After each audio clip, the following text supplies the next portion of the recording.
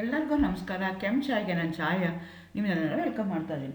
ನಾನು ಒಂದು ಕಾಲೇಜಲ್ಲಿ ಕೆಮಿಸ್ಟ್ರಿ ಪ್ರೊಫೆಸರಾಗಿ ವರ್ಕ್ ಮಾಡ್ತಾ ಇದ್ದೀನಿ. ನನ್ನ ಇಂಟೆನ್ಷನ್ ಏನು ಚಾನಲ್ ಸ್ಟಾರ್ಟ್ ಮಾಡೋಕ್ಕೆ ಅಂದರೆ ಸಾಧ್ಯ ಆದಷ್ಟು ಕೆಮಿಸ್ಟ್ರಿ ರಿಲೇಟೆಡ್ ಟಾಪಿಕ್ನ ಸಿಂಪಲಾಗಿ ಕನ್ನಡದಲ್ಲಿ ಹೇಳುವಂಥ ಪ್ರಯತ್ನ ಮಾಡ್ತಾ ಇದ್ದೀನಿ. ಕೆಮಿಸ್ಟ್ರಿ ಇಷ್ಟ ಇಲ್ಲದವರೆಗೂ ಕೆಮಿಸ್ಟ್ರಿ ಕಡೆಗೆ ಸೆಳೆಯುವಂಥ ಪ್ರಯತ್ನ ನಾನು ಚಾನಲಲ್ಲಿ ಮಾಡ್ತಾ ಇದ್ದೀನಿ. ಪರ್ಟಿಕ್ಯುಲರ್ಲಿ ರೂರಲ್ ಹುಡುಗರಿಗೆ, ಕನ್ನಡ ಮೀಡಿಯಮ್ ಹುಡುಗರಿಗೆ ಹೆಲ್ಪ್ ಆಗಲಿ ಅಂತ ಕೆಮಿಸ್ಟ್ರಿನ ಕನ್ನಡದಲ್ಲಿ ಎಕ್ಸ್ಪ್ಲೈನ್ ಮಾಡುವಂಥ ಪ್ರಯತ್ನ ನಾನು ಮಾಡ್ತಾ ಇದ್ದೀನಿ. ಈಗ ಸದ್ಯಕ್ಕೆ NEP ಬಂದಿದೆ. ಸೊ ಹೊಸ ಸಿಲೆಬಸ್ ಬಂದಿದೆ. ಬೆಂಗಳೂರು ಸಿಟಿ ಯೂನಿವರ್ಸಿಟಿ ಪ್ರಕಾರ ಕೆಮಿಸ್ಟ್ರಿ ಸಿಲೆಬಸ್ ಏನಿದೆ ಅದನ್ನು 4 ಯೂನಿಟ್ ಆಗಿ ಕನ್ವರ್ಟ್ ಮಾಡಿದ್ದಾರೆ. Organic chemistry, inorganic chemistry, physical chemistry and analytical chemistry ಅಂತ. ಸೊ ಯೂನಿಟ್ 3 ಏನಿದೆಯಲ್ಲ ಅದು ನಿಮಗೆ ಏನಾಗ್ತಿದೆ ಅಂತಂದರೆ ಇನ್ಆರ್ಗ್ಯಾನಿಕ್ ಕೆಮಿಸ್ಟ್ರಿ ಬಗ್ಗೆ ಇದೆ. ಯೂನಿಟ್ 1 ಇದೆ analytical chemistry, unit 4 organic chemistry.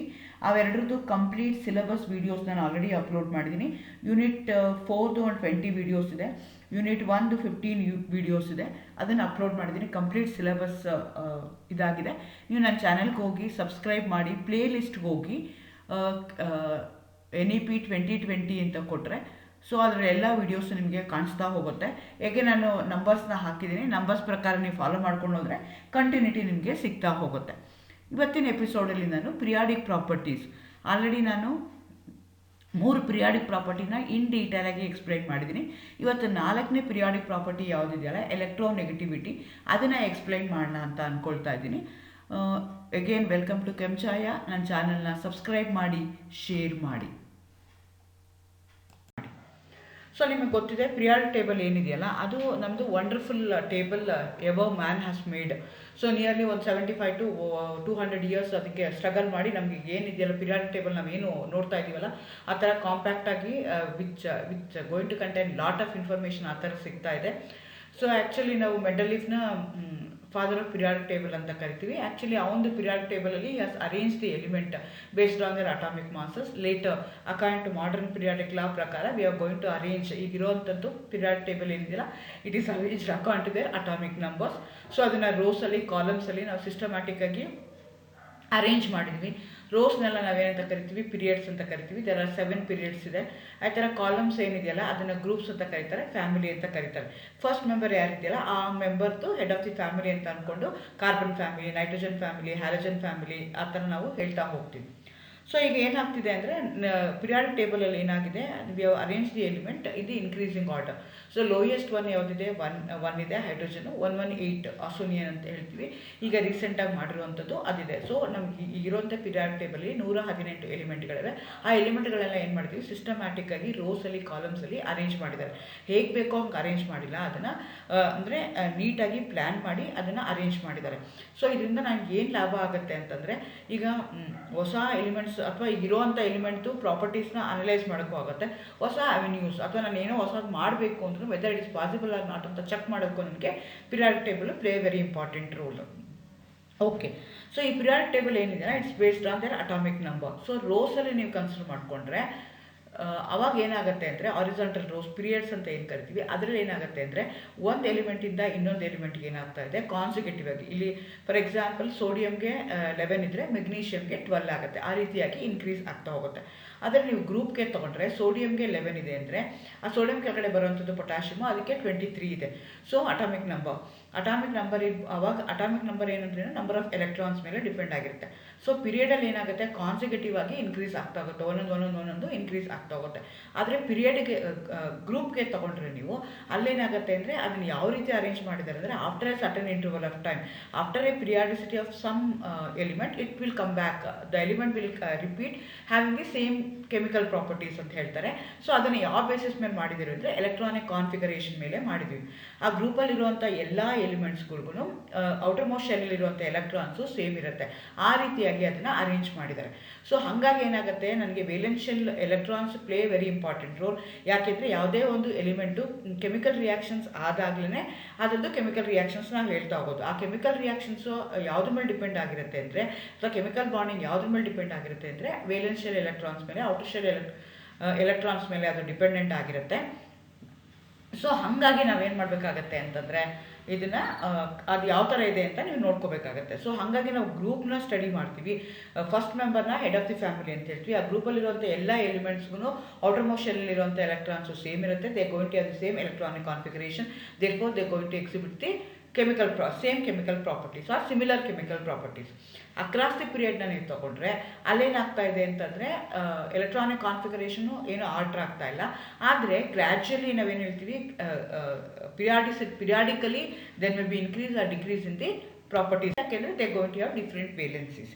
ಹೇಗೇನು ಈಗಿರೋವಂಥ ಪಿರಿಯಾಡಿಕ್ ಟೇಬಲ್ನ ನಾವು 4 ಬ್ಲಾಕ್ ಥರ ಕ್ಲಾಸಿಫೈ ಮಾಡಿದ್ದೀವಿ. S block, P block, D block, F block ಅಂತ. ಸೊ ಎಫ್ ಬ್ಲಾಕ್ನ ಡೌನ್ ದಿ ಪೀರಿಯಡ್ ಮಾಡ್ಕೊಂಡಿದ್ದೀವಿ. ಫಸ್ಟು ಎಸ್ ಬ್ಲಾಕ್ ಇದೆ, ಅದು ಮೆಟಲ್ಸ್ ಅಂತ ಕರಿತೀವಿ. ಪಿ ಬ್ಲಾಕ್ ಇದೆ, generally they are non metals. ಮಧ್ಯದಲ್ಲಿ ಎಸ್ ಮತ್ತು ಪಿ ಮಧ್ಯದಲ್ಲಿ ಇದೆಯಲ್ಲ, ಅದಕ್ಕೆ ಡಿ ಬ್ಲಾಕ್ ಅಂತ ಹೇಳ್ತೀವಿ, ಅಥವಾ ಟ್ರಾನ್ಸಿಷನ್ ಮೆಟಲ್ಸ್ ಅಂತ ಕರಿತೀವಿ. ಎಸ್ ಬ್ಲಾಕ್ಗೆ ಆಲ್ಕಲೈನ್ ಅರ್ತ್ ಮೆಟಲ್ಸ್ ಅಂತ ಕರಿತೀವಿ. ಅಗೇನ್ ಪಿ ಬ್ಲಾಕಲ್ಲಿ 13 to group 18 ಅದೆಲ್ಲ ಪಿ ಬ್ಲಾಕಲ್ಲಿ ಬರುತ್ತೆ. D block which is inserted between S and P because they are going to have the transition of their property from S to P. ಹಾಗಾಗಿ ಅದನ್ನು transition elements ಅಂತಾರೆ, ಅದು transition metals ಅಂತ ಕರೀತಾರೆ.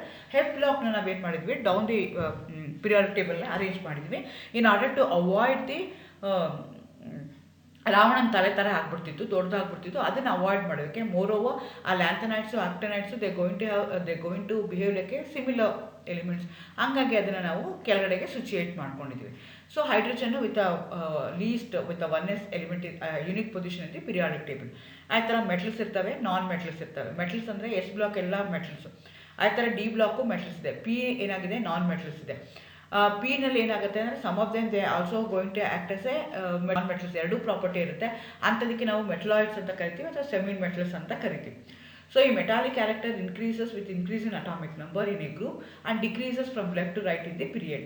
Physical and chemical properties of the elements vary periodically with their atomic numbers. After certain interval of time periodically ಏನಾಗ್ತವೆ, repeat ಆಗ್ತಾ ಹೋಗ್ತವೆ. ಅಂಥ ಪ್ರಾಪರ್ಟೀಸ್ಗೆ ನಾವು ಏನಂತ ಕರಿತೀವಿ, ಪಿರಿಯಾಡಿಕ್ ಪ್ರಾಪರ್ಟೀಸ್ ಅಂತ ಕರಿತೀವಿ. The properties of element which show the gradual change when we move left to right in the period and from top to bottom in the group. ಅದಕ್ಕೆ ನಾವೇನಂತ ಕರಿತೀವಿ, ಪ್ರಾಪರ್ಟೀಸ್ ಅಂತ ಕರಿತೀವಿ. 4 ಪಿರಿಯಾಡಿಕ್ ಪ್ರಾಪರ್ಟೀಸ್ ಇದೆ. Atomic size, ionisation enthalpy ಅಥವಾ ionisation energy ಅಂತ ಕರೀತಾರೆ. Electron gain enthalpy ಅಥವಾ ಎಲೆಕ್ಟ್ರಾನ್ ಅಫಿನಿಟಿ ಅಂತಾರೆ. ಇಲ್ಲಾಂದರೆ 4ನೇದು ಎಲೆಕ್ಟ್ರೋನೆಗೆಟಿವಿಟಿ ಅಂತ ಹೇಳ್ತಾರೆ. ಸೊ ನೀವು ಯಾವುದಾದ್ರೂ ತೊಗೊಳ್ಳಿ, ಅದು ಎಲ್ಲ ಏನಾಗುತ್ತೆ, after a certain interval of time ಆ ಎಲಿಮೆಂಟ್ ರಿಪೀಟ್ ಆಗುತ್ತೆ. ಎಲಿಮೆಂಟ್ ರಿಪೀಟ್ ಆಗೋದಕ್ಕೋಸ್ಕರ ಈ ಪ್ರಾಪರ್ಟಿನೂ ಏನಾಗ್ತಾ ಹೋಗುತ್ತೆ, ಗ್ರ್ಯಾಜುಯಲಿ ಇನ್ಕ್ರೀಸ್ ಅಥವಾ ಡಿಕ್ರೀಸ್ ಆಗ್ತಾ ಹೋಗುತ್ತೆ. ಸೊ ನಾನು ಆಲ್ರೆಡಿ 3 ಬಗ್ಗೆ ವಿಡಿಯೋಸ್ ಮಾಡಿದ್ದೀನಿ. ಇವತ್ತು ನಾನು ಮಾಡ್ತಾ ಇರೋವಂಥದ್ದು 4ನೇದು ಎಲೆಕ್ಟ್ರೋನೆಗೆಟಿವಿಟಿ. ಎಲೆಕ್ಟ್ರೋನೆಗೆಟಿವಿಟಿ ಅಂದರೆ ಮಿಕ್ಕಿದೆ 3 ಏನಿದೆಯಲ್ಲ, ದಟ್ ಡಿಪೆಂಡ್ಸ್ ಅಪಾನ್ ಆಟಮ್ ಅಲ್ಲಿ. ಆದರೆ ಈ ಎಲೆಕ್ಟ್ರೋನೆಗೆಟಿವಿಟಿ ಇದೆಯಲ್ಲ, it is A comparable property. ಅಂದರೆ ಯುನೀಕಾಗಿ ಒಂದೇ ಒಂದು ಎಲಿಮೆಂಟಿಂದ ಹೇಳೋಕ್ಕಾಗಲ್ಲ. ಆ ಎಲಿಮೆಂಟ್ ಯಾವುದ್ರ ಜೊತೆ ಲಿಂಕ್ ಆಗಿದೆ, ಶೇರ್ ಆಗಿದೆ, ಅಥವಾ ಯಾವುದ್ರ ಜೊತೆ ಬಾಂಡ್ ಫಾರ್ಮೇಷನ್ ಮಾಡಿದೆ, ಅದ್ರ ಮೇಲೆ ಡಿಪೆಂಡ್ ಆಗುತ್ತೆ. A quantitative measure of an ability of an atom to attract the shared pair of electron to itself in a covalent bond is called as electronegativity. So ನಿಮ್ಗೆ ಗೊತ್ತು, ಎಲ್ಲ ಆರ್ಗ್ಯಾನಿಕ್ ಕಾಂಪೌಂಡಲ್ಲಿ ಕೋವಲೆಂಟ್ ಬಾಂಡ್ ಇರುತ್ತೆ. ಆ covalent bond ಹೇಗೆ formation ಆಗಿರುತ್ತೆ, mutual sharing of electrons ಆಗಿರುತ್ತೆ. ಆದರೆ once the bond is formed between two which one is more electronegative, ಆ ಕಡೆಗೆ ಎಲೆಕ್ಟ್ರಾನ್ ಪೇರ್ ಆಫ್ ಎಲೆಕ್ಟ್ರಾನ್ಸ್ ಏನಂತೆ, it is more towards that atom ಇರುತ್ತೆ. ಸೊ ಆ ಪ್ರಾಪರ್ಟಿಗೆ ನಾವೇನಂತ ಕರಿತೀವಿ, ಎಲೆಕ್ಟ್ರೋನೆಗೆಟಿವಿಟಿ ಅಂತ ಹೇಳ್ತೀವಿ. ಯಾವುದು ತನ್ನ ಕಡೆಗೆ ಎಳ್ಕೊಳುತ್ತಲ್ಲ, ಅದಕ್ಕೆ ಮೋರ್ ಎಲೆಕ್ಟ್ರೋನೆಗೆಟಿವ್ ಆಟಮ್ ಅಂತ ಹೇಳ್ತೀವಿ. Greater the negativity of the atom, greater will be its tendency to attract a share pair of electron towards itself. So ಒಂದು ಬಾಂಡ್ ಫಾರ್ಮೇಷನ್ ಆಗಬೇಕು ಅಂದರೆ ಎರಡು ಎಲೆಕ್ಟ್ರಾನ್ ಬೇಕು. ಆ 2 ಎಲೆಕ್ಟ್ರಾನು ಯಾವುದು ತನ್ನ ಕಡೆಗೆ ಜಾಸ್ತಿ ಪುಲ್ ಮಾಡ್ಕೊಳುತ್ತಲ್ಲ, ಅಂಥ ಪ್ರಾಪರ್ಟಿಗೆ ನಾವೇನಂತ ಕರಿತೀವಿ, ನೆಗೆಟಿವಿಟಿ ಅಂತ ಹೇಳ್ತೀವಿ. Unlike the other periodic properties such as ionization energy, electron gain enthalpy, it is not related to a single individual atom. It is related to the atom bounded to it. ಅದು ಯಾವ ಜೊತೆಗೆ bond formation ಆಗಿದೆ ಅದ್ರ ಮೇಲೆ depend ಆಗಿರುತ್ತೆ. Unlike the ionization enthalpy, electron gain enthalpy, it is not the measurable quantity. So ಇದನ್ನು exactly ಇಷ್ಟೇ value ಅಂತ ನಾವು ಹೇಳೋಕ್ಕಾಗಲ್ಲ. ಸೊ ನಾವು ಏನು ಮಾಡಬೇಕಾಗತ್ತೆ, ಕಂಪೇರ್ ಮಾಡಿ ಹೇಳಬೇಕಾಗತ್ತೆ. It's always a comparative. So ಅದನ್ನು ನಾನು ಏನು ಮಾಡ್ತಾ ಇದ್ದೀನಿ, ಇದು ಹೀಗಿದ್ರೆ ಈಗ ಆಗುತ್ತೆ ಅಂತ ಕಂಪೇರ್ ಮಾಡಿ ನಾನು ಹೇಳ್ತಾ ಹೋಗ್ತೀನಿ. The electronegativity of any given element is not a constant. It varies depending upon the element with it is bound. ಯಾವ್ದು ಜೊತೆಗೆ ಅದು ಬೌಂಡ್ ಆಗಿದೆ ಅನ್ನೋದ್ರ ಮೇಲೆ ಡಿಪೆಂಡ್ ಆಗುತ್ತೆ. However, the number of numerical scales of the electronegativity elements are used Pauling scale ಅಂತ ಹೇಳ್ತಾರೆ, ಮುಲಿಕನ್ scale ಅಂತ ಹೇಳ್ತಾರೆ, ರಾಸ್ಕೋಸ್ ಸ್ಕೇಲ್ ಅಂತ ಬೇರೆ ಬೇರೆ ಸ್ಕೇಲ್ನ ಯೂಸ್ ಮಾಡ್ತಾರೆ. ಬಟ್ ಪಾಪ್ಯುಲರ್ ಆಗಿರುವಂಥದ್ದು, ಈಸಿ ಆಗಿರುವಂಥದ್ದು ಲಿನಿಯಸ್ ಪೌಲಿಂಗ್ ಸ್ಕೇಲ್ ಅಥವಾ ಪೌಲಿಂಗ್ ಸ್ಕೇಲ್ ಅಂತ ಹೇಳ್ತಾರೆ. ಅವನು ಅಮೆರಿಕನ್ ಸೈಂಟಿಸ್ಟು 1922ನಲ್ಲಿ ಇದನ್ನು ಆರ್ಬಿಟ್ರರಿ ಆಗಿ ಅಸೈನ್ ಮಾಡ್ತಾನೆ. ಮ್ಯಾಕ್ಸಿಮಮ್ 4 ಫ್ಲೋರಿನ್ಗೆ ಅಂತ ಹೇಳ್ತಾನೆ. Consider to be the highest ability of attract the electrons. Fluorine is atom which going to have the highest electronic powering ಅಂದರೆ ಹೈಲಿ ಎಲೆಕ್ಟ್ರೋನೆಗೆಟಿವ್ ಆಟಮ್ ಯಾವುದು, ಮೋಸ್ಟ್ ಎಲೆಕ್ಟ್ರೋನೆಗೆಟಿವ್ ಆಟಮ್ ಯಾವುದು ಅಂತಂದರೆ ಫ್ಲೋರಿನ್ ಅಂತ ನಾವು ಹೋಗ್ತೀವಿ. ಸೊ ಇದು ಹೇಗಾಗುತ್ತೆ, ಟ್ರೆಂಡ್ ಏನಾಗ್ತಾ ಹೋಗುತ್ತೆ, ಅಲಾಂಗ್ ದಿ ಪೀರಿಯಡ್ ಏನಾಗುತ್ತೆ, ಡೌನ್ ದಿ ಗ್ರೂಪ್ ಏನಾಗುತ್ತೆ ನೋಡೋಣ.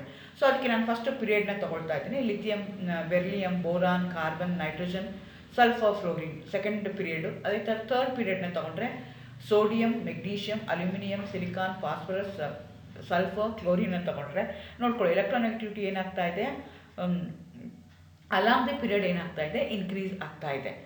ಅದೇ ಥರ ನೀವು ಡೌನ್ ದಿ ಪೀರಿಯಡ್ ಅಂದರೆ ಸೆಕೆಂಡ್ ಥರ್ಡ್ ಇದನ್ನು ಪೀರಿಯಡ್ನ ತೊಗೊಂಡ್ರೆ ಅದಕ್ಕೆ ಅದ್ರ ಥರನೇ ಇರುತ್ತೆ.